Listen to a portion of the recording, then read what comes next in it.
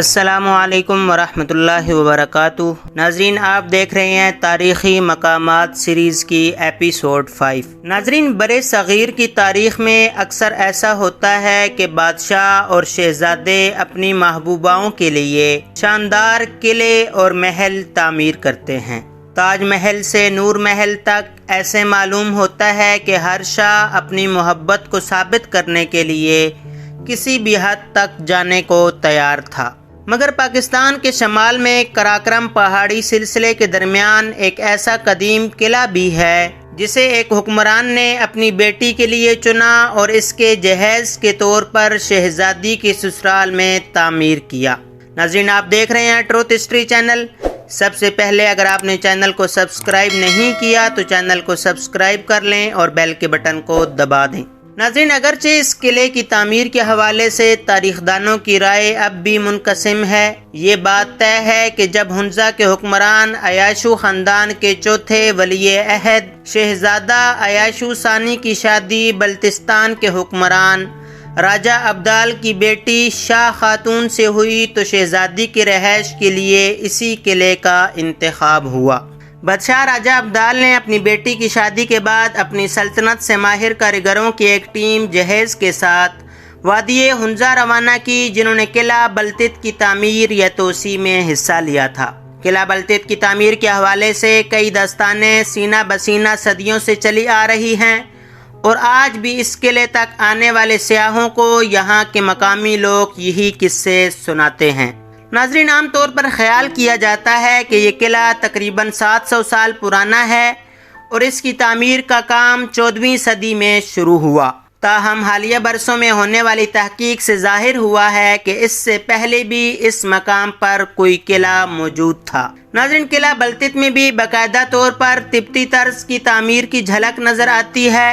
1990 کی دہائی میں اسے ہنزا کے میر خاندان کی جانب سے آغا خان ٹرسٹ کے حوالے کر دیا گیا، جنہوں نے اس کی بحالی کا کام مکمل کر کے اسے ایک میوزیم کی شکل دی اور 2004 میں یونیسکو کے عالمی ورثے کی فہرست میں شامل کر لیا گیا۔ ناظرین، بلتستان کا علاقہ ہنزا سے دریائے سندھ کے دوسرے پار ہے۔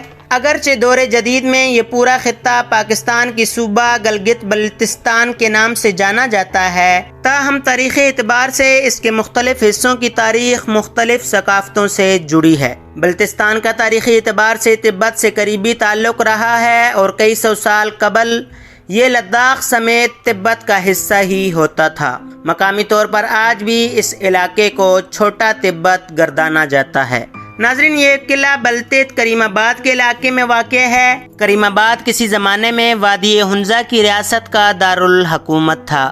ناظرین، ہنزا کے میر غضنفر علی خان کی اہلیہ رانی آف ہنزا عتیقہ غضنفر بتاتی ہیں کہ یہ قلعہ کئی سو سال تک وادی ہنزا کے حکمران خاندان کی رہائش کے طور پر استعمال ہوتا رہا۔ انہوں نے بتایا کہ ریاست ہنزا کے آخری حکمران میر جمال خان کی پیدائش بھی اسی قلعے میں ہوئی تھی۔ 1945 میں انہوں نے وادی ہنزا میں اپنے لیے ایک علیحدہ رہائش گاہ تعمیر کروائی اور اس میں منتقل ہو گئے، لیکن خصوصی تقاریب کے لیے اب بھی قلعہ بلتت ہی استعمال ہوتا ہے۔ ناظرین، رانی عتیقہ غضنفر کے مطابق ریاست کے پاکستان کے ساتھ الحاق کے بعد اس قلعے کا تحفظ اور بحالی کا کام ان کے یا حکومت پاکستان کے بس کی بات نہیں تھی، اسی لیے بحالی اور دیکھ بھال کی غرض سے قلعے کو بغیر کسی قیمت کے آغا خان ٹرسٹ کے حوالے کر دیا گیا۔ ناظرین، یہ بات صاف ظاہر ہے کہ 3 منزلوں پر مشتمل یہ قلعہ ایک ساتھ نہیں تعمیر ہوا تھا اور اس میں وقت کے ساتھ ساتھ اضافہ کیا گیا۔ کہا جاتا ہے کہ تعمیر کے وقت اس کی صرف ایک منزل تھی۔ رانی عتیقہ غضنفر بھی اسی بات سے متفق ہیں۔ اس قلعے میں کل 62 دروازے اور 53 کمرے ہیں۔ اس قلعے کی تعمیر میں پتھر کے علاوہ دیواروں کو مزید مضبوط بنانے کے لیے قیمتی لکڑی کا روایتی کام کیا گیا ہے۔ بڑی بڑی کھڑکیاں، دریچے، برآمدوں کے ستون اور گیلریاں جن پر ابھرے ہوئے لکڑی کے نقش و نگار معماروں کے فن کا کمال نمونہ پیش کرتی ہیں۔ ناظرین، پہلی منزل چاروں اطراف سے کھلی ہے، جبکہ دوسری منزل میں مہمان خانہ اور شاہی دربار موجود ہیں، جہاں ہنزا کے حکمران کئی سالوں تک امور مملکت انجام دیتے رہے۔ یہاں وہ مقام اب بھی محفوظ رکھا گیا ہے جہاں حکمران دربار لگاتے تھے اور اس جگہ پر سیاحوں کو بیٹھنے کی اجازت نہیں ہے۔ ناظرین، تیسری منزل کے بارے میں کہا جاتا ہے کہ یہاں پر ہنزا کے حکمرانوں کی رہائش گاہیں تھیں۔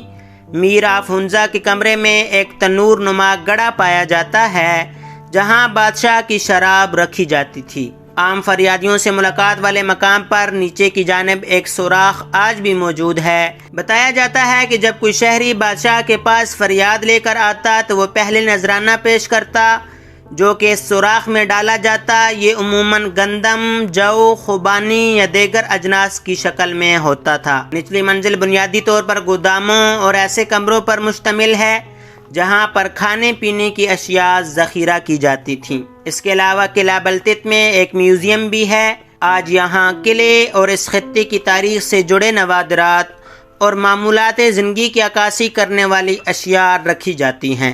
کہا جاتا ہے کہ 18ویں صدی میں جب برطانوی فوج نے وادی ہنزا پر قبضہ کرنے کے لیے حملہ کیا تو اس سے قبل یہاں کے حکمرانوں کا ایک روسی جاسوس سے پالا پڑا تھا جس نے انہیں ایک جدید بندوق اور ایک گولی پیش کی تھی، لیکن جب برطانوی فوج اپنی بندوقوں کے ساتھ قلعہ فتح کرنے پہنچے تب بھی یہ بندوق استعمال نہ ہوئی اور پرانے اور روایتی اسلحے سے لیز ہنزا کے محافظ ان کا مقابلہ نہ کر پائے، لہٰذا وہ بندوق آج بھی اپنی اصلی حالت میں اس قلعے کی اس 3 منزلہ عمارت میں محفوظ ہے۔ ناظرین، ہنزا کے حکمران اور رانی کے شاہی لباس بھی موجود ہیں، لیکن یہ نہیں بتایا گیا کہ یہ کون سے دور میں استعمال ہوتے تھے۔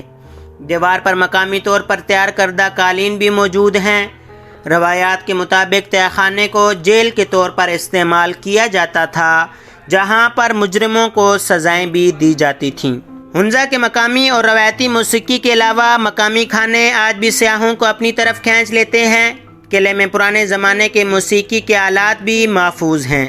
مقامی طور پر ہنزا میں اب بھی شادی یا خوشی کے موقع پر موسیقی کے ایسے ہی آلات کا استعمال کیا جاتا ہے جو قلعہ میں دکھائی دیتے ہیں۔ قلعے کے باورچی خانے میں لوہے سے تیار کردہ کھانا پکانے کے برتن بھی محفوظ ہیں۔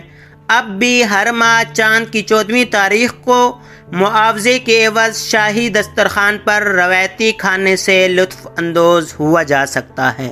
ناظرین، قلعہ کا دورہ کرنے والے سیاحوں کے مطابق اگر چاندنی رات کے دوران قلعے کا دورہ کیا جائے تو وادی ہنزا کے خوبصورت منظر کے علاوہ سامنے بلند و بالا پہاڑ راکا پوشی نظر آتا ہے جو ہر ایک کو اپنی گرفت میں لے لیتا ہے۔ ناظرین، بلتت قلعے کی تعمیر کیسے، کیوں اور کب ہوئی؟ تاریخ میں اس متعلق بہت کم ٹھوس شواہد موجود ہیں۔ لوک روایات کے مطابق شہزادی شاہ خاتون اپنی رہائش گاہ میں اپنے میکے کی واضح جھلک چاہتی تھیں، جس وجہ سے بلتت قلعے کو باقاعدہ طور پر تبت کی طرز پر تعمیر کیا گیا تھا۔ رانی عتیقہ زنفر کا کہنا تھا کہ اس میں تو کوئی شک نہیں کہ اس محل کی تعمیر میں بلتستان کی شہزادی کی کہانی جڑی ہوئی ہے، لیکن وہ کہتی ہیں کہ یہ محل شہزادی کی شادی سے پہلے موجود تھا اور شہزادی بیاہ کر اسی محل میں آئی تھی۔ وہ کہتی ہیں کہ ممکن ہے کہ ان کے منتقل ہونے کے بعد شہزادی نے بلتستان کے ماہرین کی مدد سے محل میں اپنی ضرورت کی تبدیلیاں کروائی ہوں۔ اس قلعے میں ہر دور میں تعمیرات اور تبدیلیاں آئی ہیں۔ ناظرین، شہرباز کلیم بلتت قلعے کے سابق منیجر ہونے کے علاوہ تاریخ دان بھی ہیں۔ ان کا کہنا تھا کہ بلتت قلعے کی تعمیر کو شہزادی شاہ خاتون سے منسوب کیا جاتا ہے جو کہ ابھی بھی تحقیق طلب ہے۔ ان کا دعویٰ تھا کہ سائنسی بنیادوں پر کی گئی تحقیق میں پتہ چلتا ہے کہ بلتت قلعے کی تاریخ تقریباً 900 سال پرانی ہے۔ وہ کہتے ہیں کہ اب شاید معاملہ یہ ہو کہ ہنزا کے شاہی خاندان کے محلوں کا قیام شاہ خاتون سے پہلے اس ہی مقام پر مختصر یا چھوٹی عمارتوں کی صورت میں ہوتا ہوگا، جن کو تبت کے کاریگروں نے بڑے پیمانے پر ایک بڑے قلعے کی عمارت میں ڈھال دیا ہوگا۔ ناظرین، شہرباز کلیم کا کہنا ہے کہ شاہ خاتون بعد میں ہنزا کی رانی بھی بنی تھیں۔ انہوں نے بلتت قلعے کی خوبصورتی کے لیے بہت سی تبدیلیاں کروائی تھیں۔ اس کے علاوہ انہی کے دور میں اسلام کی تبلیغ کے علاوہ اسماعیلی مبلغ بھی اس علاقے میں آئے تھے۔ اس بات پر کوئی اختلاف نہیں کہ ان کے دور میں چھوٹے تبت سے ماہر کاریگر بھی آئے تھے۔ روایات کے مطابق بلتستان سے آنے والے ماہرین تعمیرات ہر صورت میں اپنی شہزادی کے لیے ایک آرام دہ اور شاندار محل تیار کرنا چاہتے تھے۔ جس کے لیے انہوں نے دن رات ایک کر دیا تھا اور ریکارڈ مدت میں اپنی شہزادی کے لیے محل تعمیر کر کے سب کو حیران کر دیا تھا۔ ناظرین، آج کی اس ویڈیو میں آپ نے بلتت فورٹ کی مختصر سی ڈاکومنٹری دیکھی۔ اگر آپ کو ویڈیو پسند آئی ہو تو لائک شیئر کریں اور کمنٹ باکس میں اپنی رائے ضرور دیں۔ ملتے ہیں اگلی ویڈیو میں۔ اللہ حافظ۔